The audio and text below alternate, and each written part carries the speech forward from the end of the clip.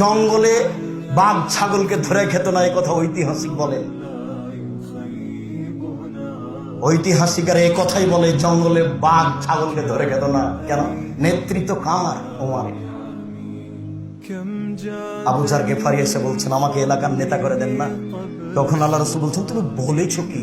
আরে দায়িত্ব তো নেতৃত্ব, দায়িত্ব তো আমানো, তুমি কথা বলো কি করে? দায়িত্ব তো চালাবে উমর, যার কাছে 19 পনে 20 হয় না, যার কাছে পনে 20 হয় না, তার নাম উমর। এরপরে উমর বলছেন যে আমি আগে যা নেকি করেছিলাম, যখন আমি নেতৃত্ব শুরু করেছি তখন থেকে মরা পর্যন্ত যা করেছি সমান সমান হলে আলহামদুলিল্লাহ।